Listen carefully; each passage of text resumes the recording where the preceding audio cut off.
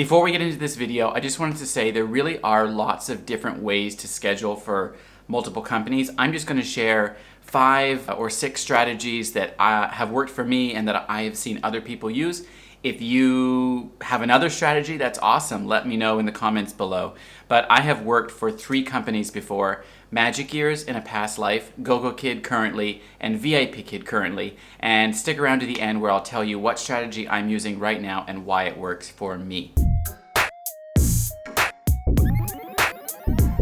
Thank you for clicking on this video, everyone. My name is Tim from OnlineTeacherDude.com. I help people get hired to teach ESL online, and I help online teachers grow their brand and increase their earning potential from home, from their laptop. I have just had such a blast working online these last couple of years and building my income and just thinking like an entrepreneur and treating this like business. If you're interested in that, I'm currently giving away a freebie on my website. It's called 3 Ways to Brand Yourself as an Online ESL Teacher. And these are things that I have implemented over the last about 1.5 years to be able to triple my income in 12 months. I'll put that video up over here as well so that you can check that out and see what I make. Because everyone wants to know what other people make, right? We are nosy and we're interested in income. So let's talk about why we would work for multiple online ESL companies, and then some strategies for scheduling and balancing working for them. Okay, one of the first reasons why I work and am employed with multiple companies is because of stability. It really just helps me feel more stable in this ever-changing industry. Companies come, companies go, bookings come, bookings go. There's really an ebb and flow throughout, and I just feel more secure, more stable by being hired with more than one company. So for me, it's really about stability.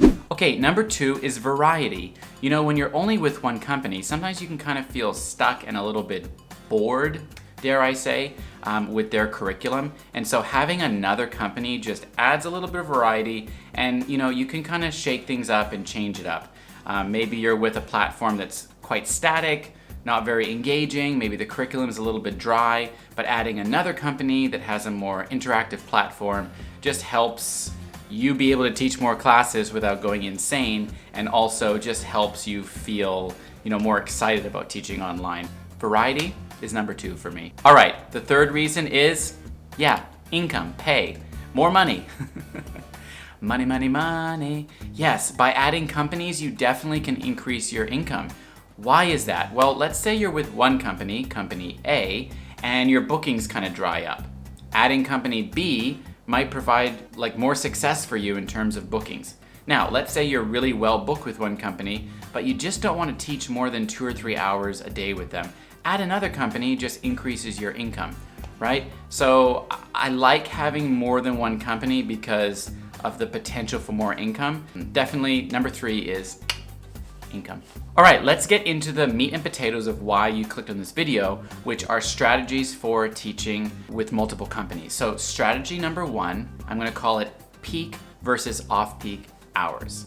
This is a strategy that you might use in order to book both companies, 2 companies or more than 2 companies within one time period. So you might have more success with company A, and so that might be a company that you start experimenting with opening off-peak hours. And so if you look at my experience with VIPKid, I generally teach off-peak hours, and so if I'm adding a second company, especially in the beginning, I'm going to want to put those slots during peak hours. So peak versus off-peak is just scheduling company A hours off-peak and then company B hours peak hours. That way you're not opening the same time slots for both companies and getting double booked. You're also being able to work for 2 companies within a day, but you know, prioritize who's going to give you the best bookings. Okay, strategy number 2 is my alternating day strategy. I don't personally do this, but I do know teachers that do, where they will open up company A Monday, Wednesday, and Friday, and then they will open up company B Tuesday and Thursday. I mean, that's just a random selection of days. You might want to do Monday, Tuesday, Wednesday with one company, Thursday, Friday, Saturday with a second company, and leave your weekends open to decide which company you prefer. So this just allows you to really devote all those peak hours during one particular day to a specific company, while still being able to open slots with both companies. All right, strategy number 3 is what I call the mix and match strategy. So the mix and match strategy is where you're mixing and matching. Mixing and matching? Where you are opening a slot with one company, and then the next slot with the second company, and then the next slot with the third company, perhaps. I would probably only do this if I was working for 2 companies, but let's say you've got 6 p.m. to 9 p.m. that you want to book, so you're opening 6 p.m. Beijing time with company A, 6:30 p.m. with company B, and then back to company A. This really keeps you on your toes. Remember I talked about variety? Well, this is variety at its best because you are not sticking with one company back to back. You are alternating. This only works if companies work with bookings on the hour and the half hour, and that you allow that break in between to be able to get from one company to the other. So this might work for you if you are, really enjoy jumping between platforms. It wouldn't work for me. I would probably forget or just get stressed with closing one and opening another, but it is a strategy that might work for you. Okay, strategy 4 is what I call the backup only strategy. And this is the strategy that I use. I primarily work for VIPKid. Yeah, I would say 99% of my slots are with VIPKid, and I open Gogokid occasionally just to keep on top of what's going on in the classroom and to just see, how things are going there in terms of, bookings and what's new in the classroom and keeping on top of the curriculum. So this is a strategy where you primarily work for one company, but you add a second or third company as a backup. Now, this will only work if you don't have a minimum hours required for your backup company. So many companies now are not requiring a certain amount of hours each week. And so this will allow you to not work any hours with one company if you prefer that. So you could work 100% for one company and keep another company as a backup. Keep in mind that if you do use this strategy, it's going to be kind of hard to get bookings. So maybe in the beginning you open up peak hour slots for the backup company and then taper them off a little bit. But anyway, this is the backup strategy. It's the one that I use. My 5th strategy is the play the incentive game strategy. Oftentimes companies have incentives for opening certain number of peak slots or certain number of slots in a week or in a month or in a day or whatever. And so just keep on top of the incentives that are going on at the companies that you work for. And let's say company A has an incentive for teaching the max number of peak hours or a certain number of peak hours in a month. Well, then you're gonna wanna kind of devote all your time to that to get the most out of the incentive pay.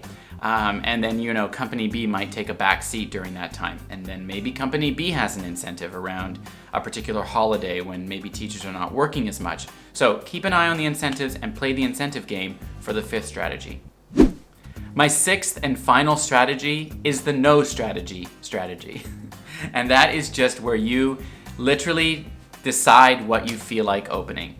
Some companies offer incentives for short notice. And so maybe you kind of open up with company A, and what doesn't fill, you end up opening with company B if there's an incentive for short notice. I'm going to use VIPKid as an example here because a lot of teachers will work primarily for Gogokid, and yes, you can teach short notice with them, but there's no short notice incentive pay right now. So what doesn't fill at the 24-hour mark with Gogokid, a lot of VIPKid teachers who are with both will then end up opening slots at short notice for VIPKid. I kind of like this one. Really leaves you in control and not bound to a certain structure. But if you do need some structure in the beginning, especially so that you don't get double booked and so that you max the number of slots that get booked, look at maybe those first 4 strategies as possibilities for you as you get going. Okay guys, so those are my tips, those are my strategies for working for multiple companies. I primarily, as I said, work for VIPKid and Gogokid. If you're interested in applying, getting hired on, I have a bootcamp website that takes my referrals through lots of training and resources and videos and walkthroughs of the demo slides. Please head on down there and sign up. When you sign up, within 24 hours, I will send you a password which will get you into my website and access to my resources. So please reach out, get connected with me through email. That's the best way to get in touch. Thank you so much for watching this video. If you have another strategy, I would love for you to leave that down below. Tell us how you balance working for multiple companies. I only work for 2. I did work for 3 at one point. It was really hard working for 3 and actively teaching for all 3. But if you do that, I would love to know how you do it, and maybe others would benefit from it too. So like and subscribe and hit the bell for notifications where you will be notified when I make a new video and also when I go live, which I do from time to time. So stay tuned. I've got lots of great content lined up for the coming months while I am stuck at home and just dreaming of going outside and getting back to normal. So anyway, thanks everybody for watching. Really appreciate it. As always, happy teaching and see you next time.